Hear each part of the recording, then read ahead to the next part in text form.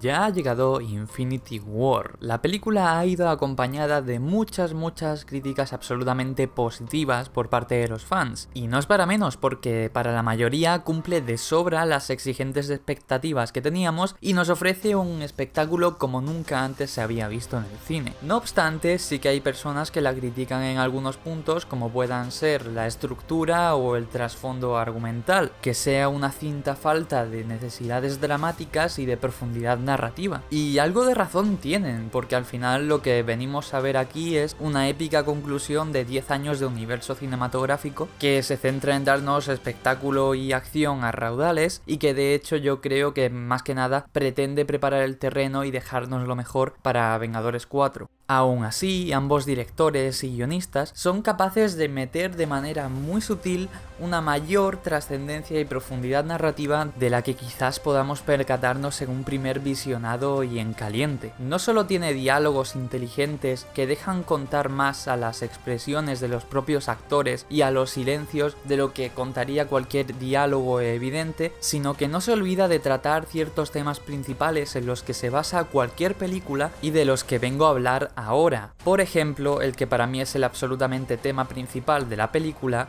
que es la pérdida.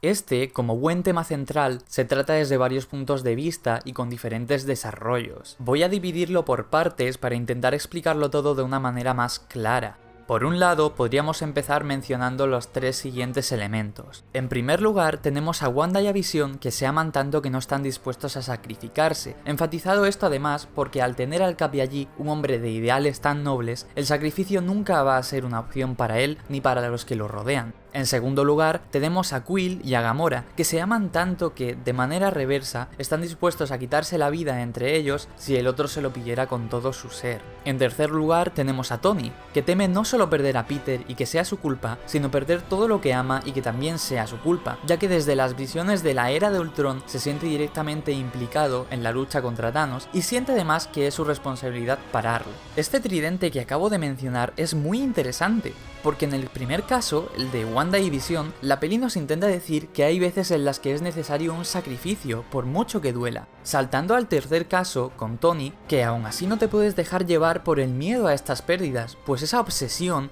es peor que cualquier otra cosa. Y volviendo al segundo lugar, con Quill y Gamora, la peli nos dice que una vez realizada esa pérdida, cuando te toca afrontarla, debes tener cuidado si no quieres dejar que te destruya a ti y a los que te rodean. Esto no solo se introduce con sus conflictos básicos, sino que además enfatiza con otros hechos concretos, como que en el primer caso, la falta de predisposición al sacrificio les acaba costando la derrota.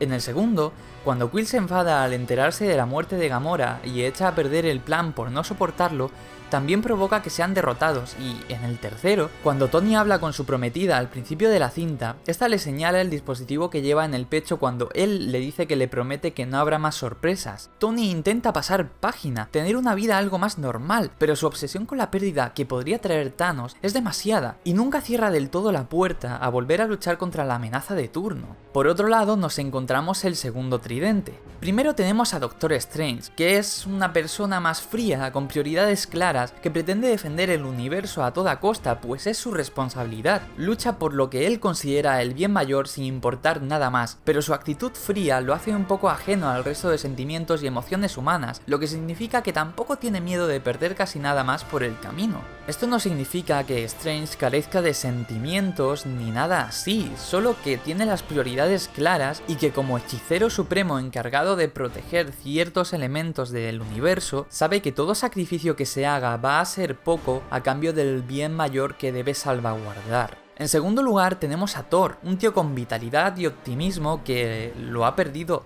todo. Como él mismo dice, no le queda nada más por perder. Esto se ve claro en la escena en la que se arriesga a sacrificarse para abrir la forja. Tan solo pretende parar a ese ser que se lo ha quitado todo. Esto también es interesante porque humaniza a un personaje que realmente es un dios y nos hace comprender qué está motivando ahora mismo sus actos más recientes, pues lo ha perdido todo y es esa pérdida y ese dolor extremo el que lo motiva.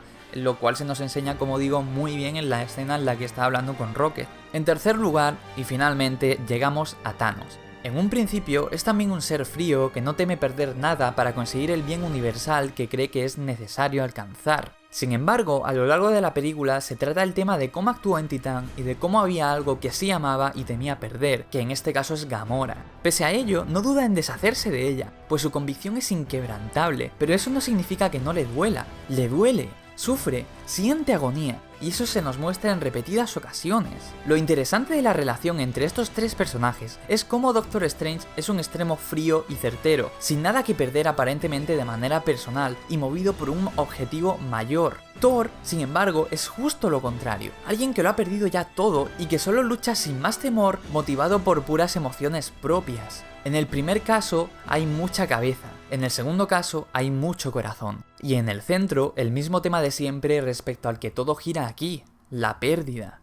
Y entonces volvemos a Thanos, que al principio de la película se nos presenta como un extremo parecido al de Doctor Strange, pero poco a poco va avanzando hasta el contrario, el de Thor. Se siente su pena por todo lo perdido, y en la escena en la que habla con Gamora al final y le dice que lo ha perdido todo, esto tan solo se enfatiza una vez más. Esto no quita que en la última escena de la peli, cuando está sentado, descansando como dijo, y se dibuja una sonrisa en su cara, sepamos que para él todo esto ha merecido la pena, pues al final ha conseguido el más importante de sus objetivos. La clave de esto es que Thanos mezcla la motivación que te aporta el corazón con la siempre ventaja de mantener la cabeza fría. Su propósito no cambia, pero su voluntad se ve fortalecida por sus emociones. Por esto también Doctor Strange y Thor son, de lejos, las mayores fuerzas que se lo ponen en la película. Esto no solo se representa físicamente, sino también ideológicamente, como estamos viendo. No solo poseen dos motivaciones claras y eficaces, a pesar de las enormes diferencias entre ambas, y al contrario que en los tres primeros casos que mencioné, de la Bruja Escarlata, Visión, Tony, Quill y Gamora, sino que representan los dos puntos entre los que ha progresado Thanos y cómo él acaba venciendo porque al final sabe mezclar lo mejor de cada uno de ellos, porque él es un único personaje capaz de encontrar ese equilibrio, conformando todo así una hermosa metáfora sobre otro de los temas centrales de la película y la obsesión personal de Thanos, este mismo equilibrio. Para enfatizar esto aún más, no quería olvidarme de mencionar el momento en el que Thor lanza su hacha contra Thanos y se le clava en el pecho. No solo es espectacular y épico, como si vieras dos fuerzas imparables colisionar, sino que contiene un simbolismo mayor del que cabría imaginar.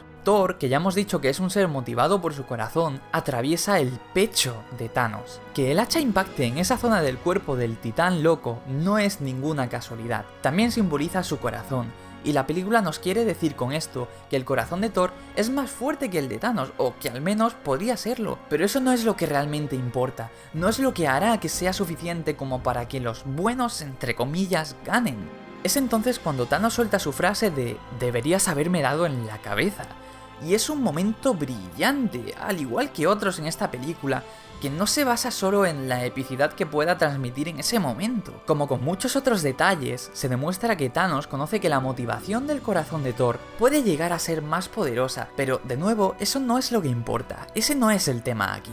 Lo que hará que al final gane él, y no Thor, ni Doctor Strange, ni nadie más, es precisamente que, gracias al equilibrio que hemos visto que ha adquirido a lo largo de la historia, le sigue quedando su cabeza, su mente fría. Su corazón potencia esa voluntad de cumplir el objetivo que se ha propuesto en base a esa mente: equilibrar el universo. Sus pérdidas y sentimientos sirven de aliciente para completar esa tarea, y esto es lo que le otorga una voluntad tan férrea y temible. Pero eso no significa que estos sentimientos, este corazón, vayan a desviarlo en ningún momento de su premeditada y fría tarea inicial. Y es ahí donde reside su fuerza y sigue viéndose la clara intención del mensaje de los storytellers. Lo importante de Thanos es que conoce perfectamente sus prioridades, pero no se limita a eso. También sabe utilizar sus sentimientos para motivarse aún más a llegar a cumplir esas prioridades, porque si no, todo lo que ha sacrificado para conseguir ese bien mayor daría igual, y es el propio dolor que siente por actos que él mismo ha cometido el que lo impulsa a seguir hasta el final. Si nos centramos en el primer tridente que he mencionado, vemos a héroes de manual, que no están dispuestos a sacrificar a nada ni a nadie fuera de toda lógica o deducción, simplemente porque es el ideal de héroe que ellos siguen, es lo que los convierte en lo que son. son realmente. Pero por otro lado, en el otro tridente se nos muestra que si no conoces realmente el sentimiento de pérdida, si no estás dispuesto a asumir que eso puede llegar en cualquier momento, es posible que estés en una clara desventaja en determinadas situaciones. Y es muy interesante también porque al final acaba siendo un profundo debate ético que, si bien no es la primera vez que lo vemos, se nos introduce en la película más allá de todos esos efectos especiales y acción y espectacularidad.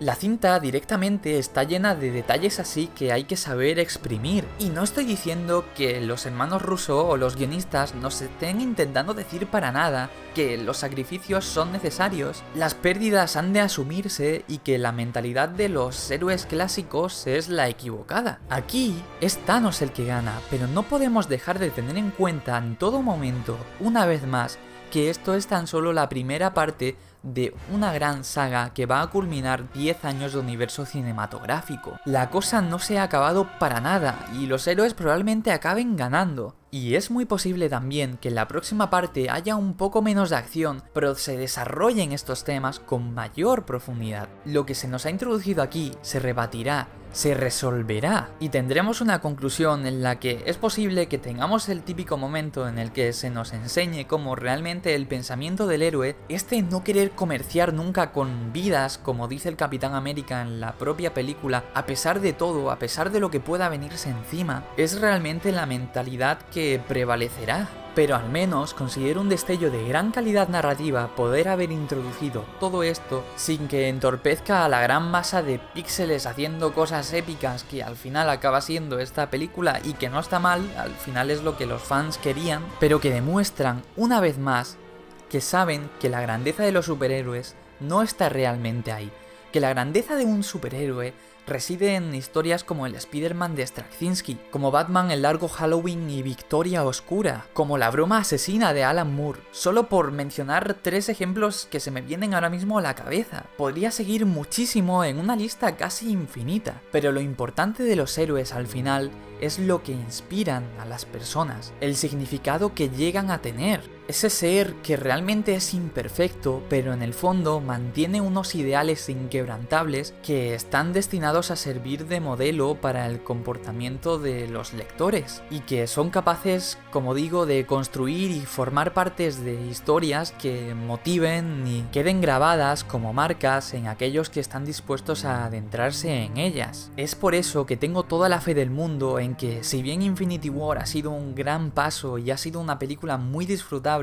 no es más que otra parte del puzzle que está destinado a completar Vengadores 4, y en el que Marvel Studios por fin nos intentará dejar un panel completo y una gran estela de historias que habrá marcado a toda una generación, e introduciendo a millones de personas este tipo de historias, convirtiéndolas en un género por derecho propio y trayéndonos a todos los fans lo que yo considero una nueva edad dorada para los superhéroes. Y ante todo eso, a pesar de sus más y de sus menos, creo que lo único que nos queda es dar las gracias por todo.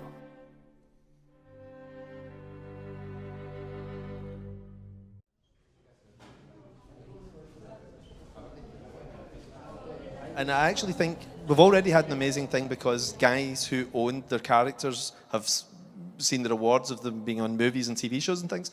But I think you can just smell it in the air, like something that gets people back into comic shops. I think we're just at the beginning of something amazing. I think it'll be a couple of years before you see it really come to fruition. But I think we're entering the best period comics has ever had. It's so exciting to be in the inside here. Yeah, totally.